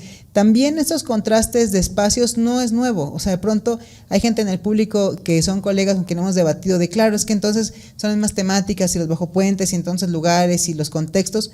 Es que de alguna manera se vuelve cíclico. O sea, yo creo que más que sea bueno o malo es ver cómo están cambiando las calles de nuestras ciudades, y como usted bien dice, o sea, el norte pudo sobrevivir sin ciertos creadores, pero que también la gente está tomando la calle de otra manera. O sea, también si pensamos cómo en esta pues libertad hasta cierto punto, la visualidad en la calle creo que ha tomado muchísima más fuerza que antes. Yo alguna vez decía que a todo el mundo le gusta el graffiti menos en su puerta, ¿no? Entonces, no, sí el graffiti, pero te rayan tu puerta y es como, entonces ya no, ¿no? Entonces, o viceversa, a lo mejor te gusta un grafitero mucho y dices, oye, que me raye mi puerta porque lo quiero guardar. Creo que también tenemos una tendencia como humanidad, como ese tema de retener, de coleccionar. Yo siempre que me llega a tocar dar una charla de este tipo, yo les pregunto, seguramente ahora que todos tenemos una cámara en nuestro bolsillo, yo estoy casi segura que todos tienen una foto de un grafiti en su celular, porque les gustó, porque conocen grafitero, porque alguien más lo hizo, porque hay un tema. Ese es el primer principio de la conservación, o sea, una foto, tenerla en su teléfono, subirla a sus redes sociales, y a partir de ello creo que hay un tema de ganancia en temas de visualidad. También creo que se ha vuelto un poco más colectivo, porque ya no solamente tienes que ser muralista para poder hacer una pintura en la calle, sino tú mismo podías pintar tu propia casa. Esa es una parte importante. Y por ejemplo, yo lo que rescato mucho del trabajo que hemos tenido con Tepito Arte Acá o con la misma comunidad del barrio es que hablando también de qué se gana y qué se pierde, estas políticas que han tenido, es de pronto para mí un poco contrastante, y no quiero politizar, pero sí me parece irónico actualmente que por un lado buscan que haya muchas políticas públicas, senderos seguros, a partir del tema del mural, grafito, o sea, en la calle, pero lo que no nos gusta, entonces le ponemos publicidad y entonces quitamos el rótulo, porque entonces eso ya es popular y eso ya no se ve bien. Y ahí hay una parte que sí de pronto suena muy contestataria y muy contrastante, porque por ejemplo, los puestos de comida si bien no es un muro, no están pintando murales, también el rótulo es una parte de lo que conforma la visualidad de la calle. Entonces yo creo que algo que quizás se ha perdido es esta falta a lo mejor de criterio de qué estamos creando en las calles. Y hablo de la Ciudad de México, quizá el norte tenga otra lógica, ¿no? En términos de la calle, pero yo creo que lo que rescato y quiero cerrar con esto es que pensemos nuestras calles no solamente hoy, sino de alguna manera cómo nosotros como ciudadanía y desde nuestros ámbitos de trabajo, de nuestros ámbitos de creación, podemos contribuir a esa calle. Y no me refiero a conservar desde el punto de vista técnico de restaurar todo porque se volvería imposible, sino cómo también queremos que eso en la historia trascienda. Hablábamos del 68 y de pronto yo me acuerdo, Grupo Suma, me acuerdo Rebolledo, decía, nosotros ni nos imaginábamos esto, a René Freire diciéndome, oye, sí somos los abuelos del stencil, porque no lo habíamos pensado, o sea, gente de 70, 80 años, pues claro, hacían una protesta, eran jóvenes, todos fuimos jóvenes alguna vez y era en la calle y era un tema contestatario, pero eso habla también de una historia, de una ciudad y de un contexto, por eso el graffiti de Pompeya, el graffiti egipcio se volvió tan trascendental al tiempo. Entonces yo lo pensaría más en ese sentido, cómo pensamos nuestras calles en 50, 100 años, que a lo mejor nada de lo que estamos viendo hoy existe. Y entonces, ¿cómo vamos a poder narrar lo que está pasando ahorita con todas estas políticas y todas estas posturas desde la creación hasta el tema ya un poco más contextual? Con eso cierro. ¿Quién? Sí, perdón, estaba organizando mis ideas. Hace rato mencionaron algo acerca de el contenido de los muros. Yo quiero poner un ejemplo en la calle Madero, sí es más, no, 20 de noviembre. Hicieron un programa en los 2008, creo, algo así, el fideicomiso del centro histórico. Y el tema que estaba como principal, y no se hizo sobre muros, se hizo sobre las cortinas. Eran, bueno, no sé si así como tal, pero quienes lo hicieron me lo contaron, la mujer. Y de todos los muros que estaban pues, como pintados, no pintaron más que 2 o 3 mujeres, y todos los demás que pintaron eran vatos, ¿no?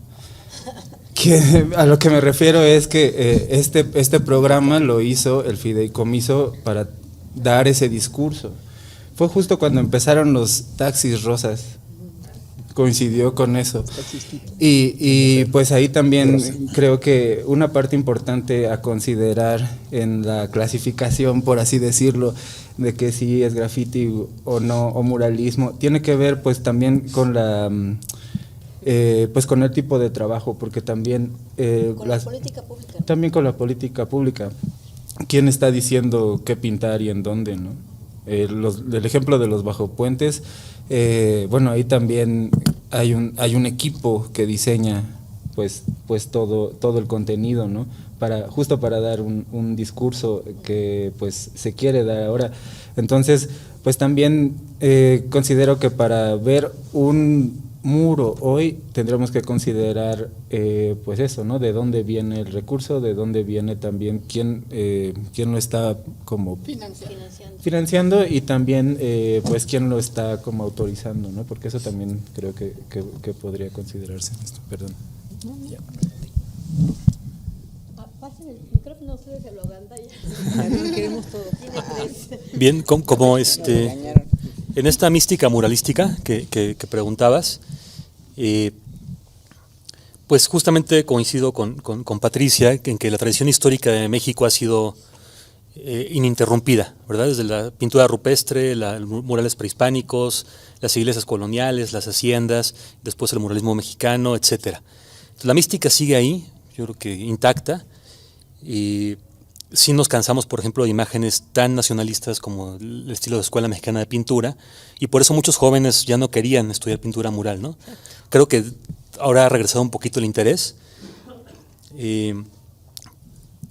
Sí me doy cuenta que también es una cuestión de política pública. Claro que con Vasconcelos pues se le invirtió todo, ¿no? Muchísimo dinero al muralismo, toda la atención, todos los permisos. Lo mismo pasó en Estados Unidos, por ejemplo, con los expresionistas abstractos, ¿no? Pollock, que le invirtió mucho dinero para jalar el polo cultural de París a Nueva York. Entonces, los países de pronto aprovechan esto. Y si bien la mística está intacta, como marca país sí estamos desaprovechando esto. Ahorita hablamos mucho y escuchamos mucho del K-pop, por ejemplo. Y los coreanos están invirtiendo mucho dinero en su marca país. Y creo que en política pública sí estamos aprovechando muchísimo eso. O sea, no solamente apostar por algunos artistas, algunos muralistas, sino por mostrar la diversidad del muralismo mexicano al mundo, ¿no? Podríamos ahí tener oportunidades para todos. Y preguntabas qué se perdió, qué se ganó. Ganamos, ciertamente, concuerdo con Patricia, que se vale todo. Y en ese con esa misma idea, pues perdimos dirección. Ya no sabemos cómo hacia dónde ir, ¿no? ¿Qué es válido o todo es válido? Y entonces, ¿qué sentido tiene hacer mural? Yo me lo pregunto seguido, pero es lo mismo de qué sentido tiene ser artista. Con esa cuestión de que se vale todo y que es importante que las comunidades hablen de sus inquietudes, pues claro, yo no estoy peleado con eso, es parte de mi tarea, ¿no? Acercarme y decir a ver qué es lo que quieren en el mural. Pero si yo voy más allá, y que también es mi intención, ¿no? Y mostrar cómo se hace y capacitar a la gente para que pueda hacerlo también, pues también me doy cuenta que estoy trabajando por mi propia desaparición. El artista profesional está trabajando para su propia desaparición. Y pasa eso no solo en mural, sino pasa también en el arte contemporáneo, donde el artista se convierte en un gestor para que el público haga su propio arte y tenga su propia experiencia estética y ya no requiera al artista. Entonces, y lo dice una investigadora mexicana de apellido Romeu, que dice que estamos coqueteando con nuestra propia muerte, los artistas profesionales. Eso no quiere decir, creo yo, que dejemos de pintar, pero sí que los precios exorbitantes que hemos visto en el mercado del arte pues no van a tener ningún sentido, ¿no? Más bien, cada quien va a hacer lo que le gusta y a quien le guste lo va a comprar, ¿no? Supongo.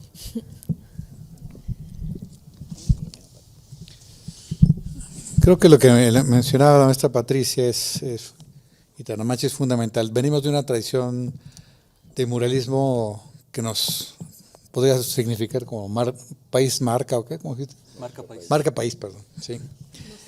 Creo que yo estudié en la Escuela Nacional de Artes Plásticas y ahí no había la materia había una materia de muralismo y la daba una italiana, por cierto, ¿no? Que era más bien hacer mantas.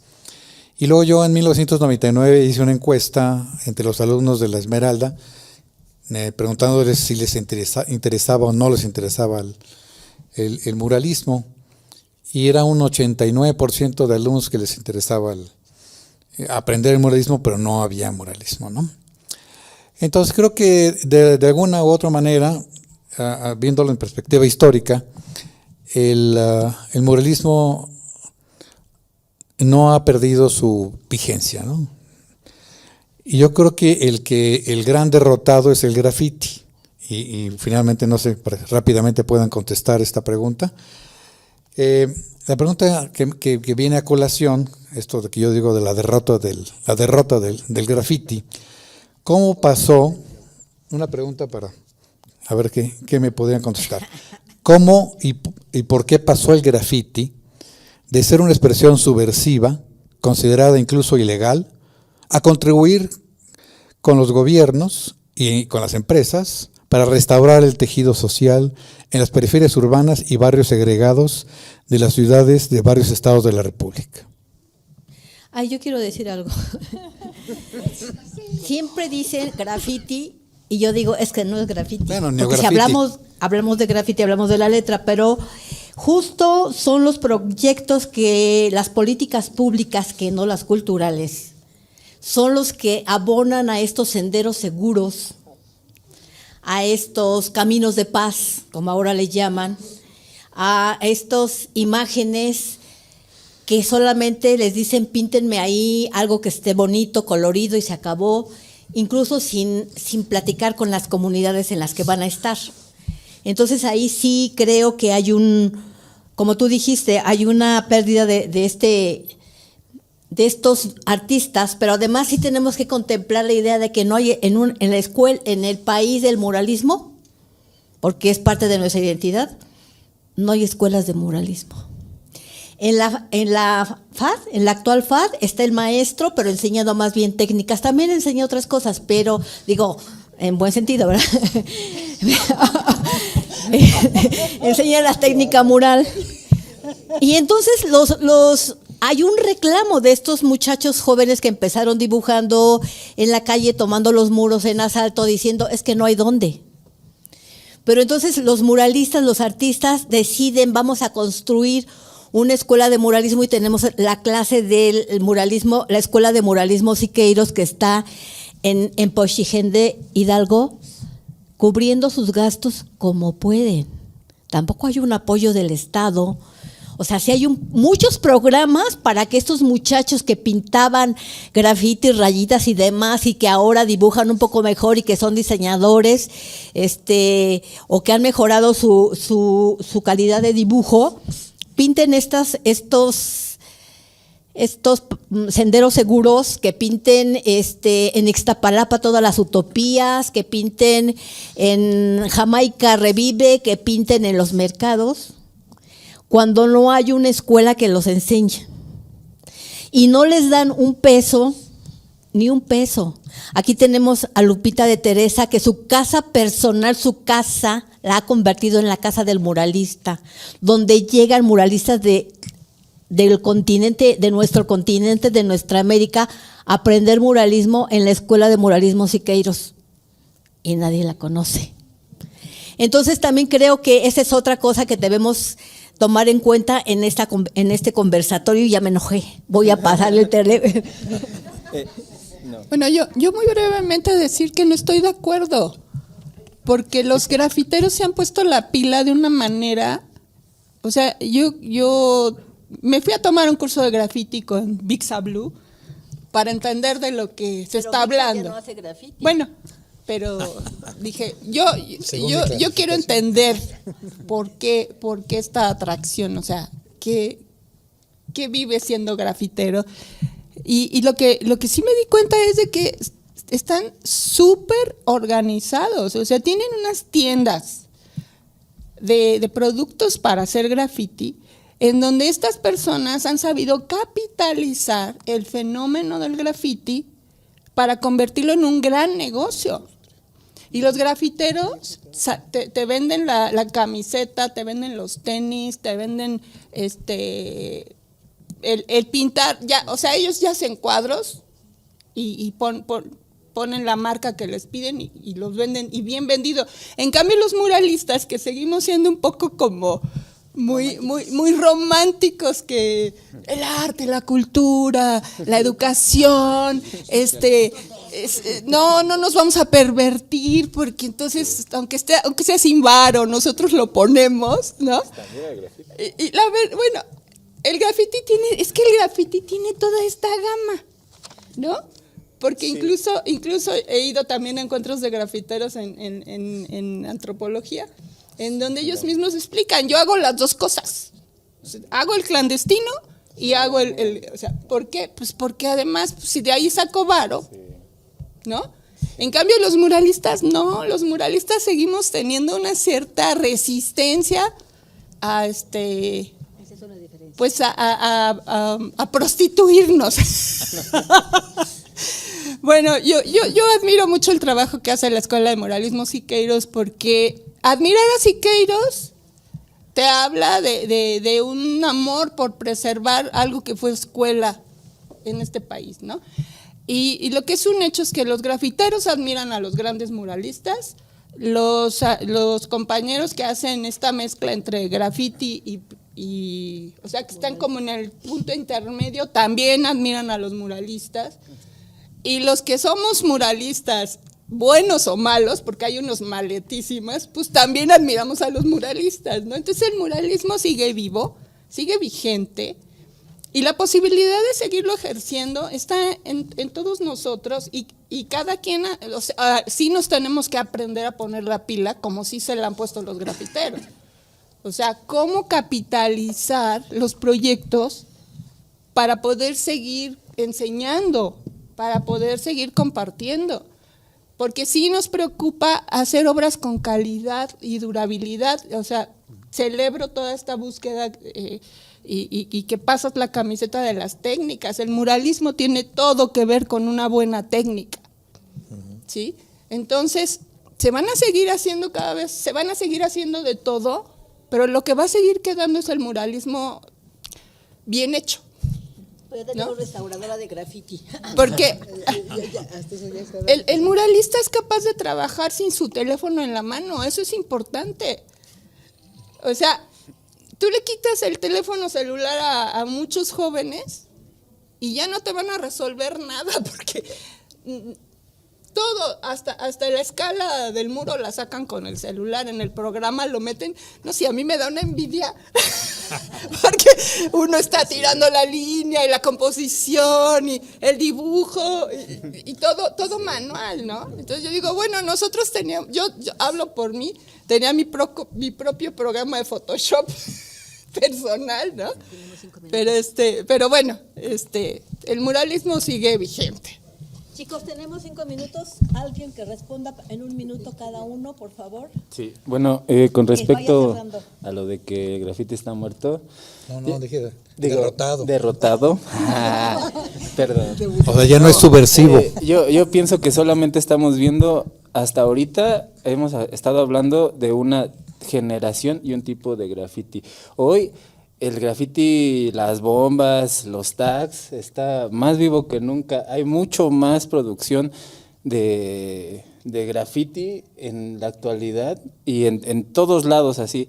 En los pueblos más alejados, incluso del norte, hay muchos ejemplos. Acabamos de ir a Ciudad Juárez y ahí en Ciudad Juárez hay un barrio que está organizándose para hacer, se llaman Juaritos Rifa, por cierto, y es un barrio donde toda la banda que hace graffiti está organizando para hacer un espacio, como que tienen y hacen una producción de graffiti, letras, bombas, tags, y tratan de institucionalizarlo por así, pero yo también creo ahí que la cuestión es más bien estar buscando apoyos, ¿no? De dónde puedes seguir haciendo tu producción. Igual que la banda que hace mural, hace un proceso, unas técnicas, lo que mencionaban de la digitalización, pues claro, porque la producción eso es lo que les exige, el mismo medio es lo que está exigiendo, la sobreproducción, ¿no? Entonces también creo que es una adaptación a los nuevos tiempos. Si tal vez la generación de graffiti, por así decirlo, que ahora pasó a ser como, o que pasamos de cierta manera a hacer muros institucionales o lo que se pueda llamar más, pues sí, institucionales.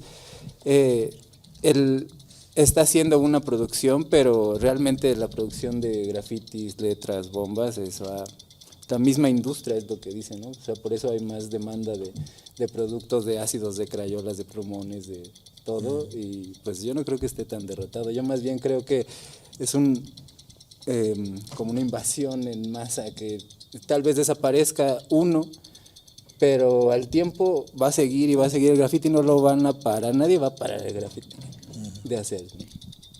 Jorge, por favor, porque nos queda muy poco mi tiempo. Estoy de acuerdo con todos.